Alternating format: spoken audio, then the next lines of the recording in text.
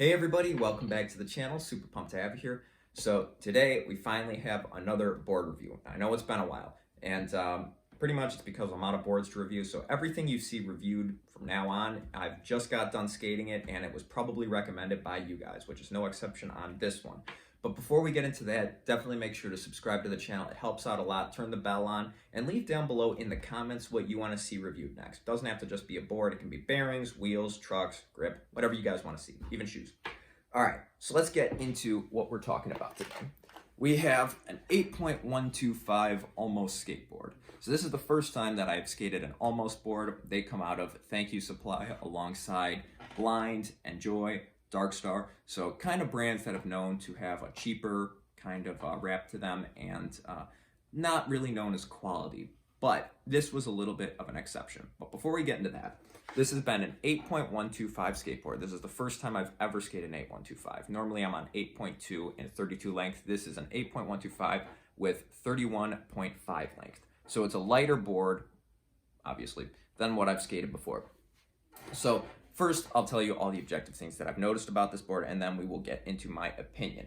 So starting out with the board itself, it stayed sturdy, and I skated this board longer than I normally skate a board. Typically, I'm on a 2 to 3 week basis. This one lasted me almost 5 weeks, and the trucks still aren't even off because I'm not sure if I'm done skating this board yet. But this was recommended to me in the comments. Somebody asked me to skate this, so I did, and this is what I noticed about it. So as far as the shape goes, this is a very steep board, a lot steeper than what I'm typically used to. And because of that, and because it's lighter than what I'm normally used to as well, the flick on it was absolutely phenomenal. I was learning flip tricks a lot easier on this board than I would on my last board, that 825 Creature board. And Creature has a good amount of concave. This one has significantly more concave to it. As far as the shape with the nose and tail, it's pretty standard. A lot bigger nose, smaller tail. That's pretty much about it. It's nothing too special on the shape, very standard, what you'd be used to. If I could compare this to another board, I would say it's closest compared to probably an Element skateboard.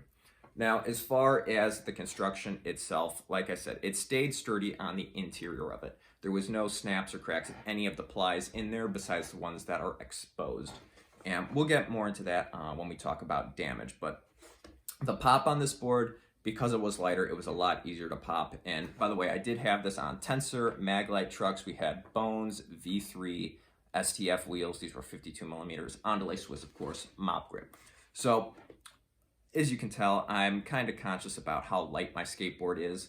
And the pop on this was great. I think this is a great size, and having steep concave with these Tensor Maglites made it very nice. I could also recommend this board on Thunder trucks and probably Ace trucks as well. So the tail, the pop stayed pretty snappy up until the last week of it. That 5th week, I was noticing that it wasn't quite as snappy, and it almost kind of got that waterlogged sound. But like I said, typically I'm 2 to 3 weeks per board, and this one has been 5 weeks, hence why it's been so long since the review. Other than that, we can start talking about the damage on it. So as you would expect, this board did get chewed up. We could take a look at the tail right there. You can see that there's a lot of chips in the tail, or even just some pieces missing, and a good amount of razor tail.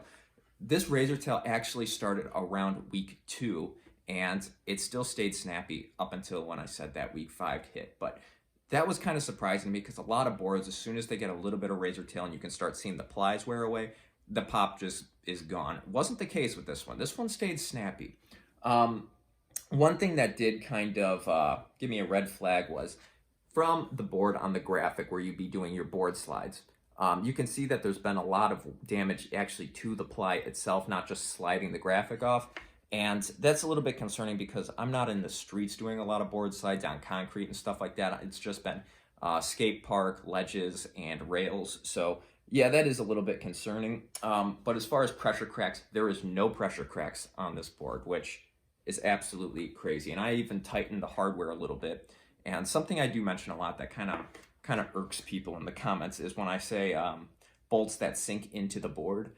That did not happen at all. And I didn't use a drill, but a lot of times when I use my ratchet tool, if I'm not paying attention, I will go into the board itself and into the plies. That didn't happen with this, and I did retighten my hardware a few times on this.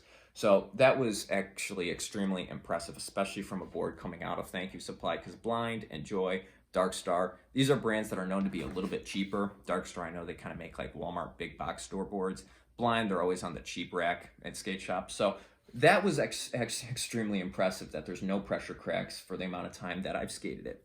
But there is a lot of chips on this board. You can see that things are falling apart on it. And that's just from the board rolling away and hitting walls and stuff when I slip out. It wasn't anything I really did, like any type of trick that would really cause a lot of damage like that. But we did get a weird chip on this top plate that I've actually never seen before. And other than that, I think that wraps up the damage portion of this.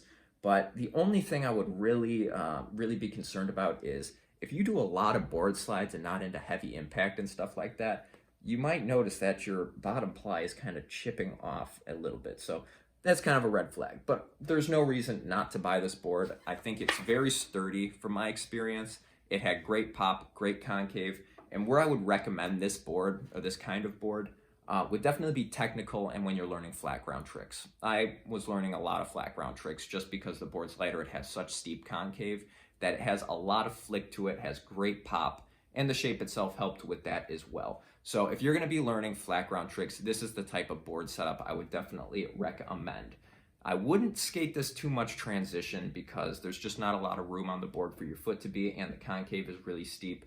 So, I mean, you could, I'm a firm believer, you could use anything in skateboarding and, move it around to the different types of skating there is, but I would definitely think that this board would shine in the more technical setting. And I do get asked a lot in the comments, I'm a beginner, what kind of board should I skate? This would be the type of board I would recommend for a beginner for a few reasons. One is because it's durable, the second, it's because it's light, and the third reason, it has great shape. So if you're learning your kick flips, your heel flips, varial flips, this would definitely be a board I could recommend you do that on. The last thing I want to note about this board is that overall, I think it's a pretty good looking board as far as graphic wise. And I know that's kind of a stupid thing to say because graphics are just about as opinionated as you can get. These are pretty cool graphics. I just thought it looked really good. So I would definitely recommend an Almost skateboard. I'll probably skate one in the future, but not for a while. Anyways, if you want to see another product be reviewed in the future, definitely leave it down below in the comments. I read all my comments, and if there's something that interests me, I will definitely buy it and skate it for you guys. But thank you to whoever recommended this Almost skateboard review. I had a lot of fun, learned a lot of tricks on it, and now I can definitely say this is a board that I would definitely recommend to beginners. If you have any other questions or comments about this board, and if you've skated an Almost board and have some things you want to add on to this, definitely leave them down below in the comments and go over what I missed when I was going over this board. But yeah, all in all, happy with how it performed. A lot better than some other boards that came out of Thank You Supply. But anyways, guys, I think that's all I have for you today. So stay safe, keep skating, and I will see you guys in the next one.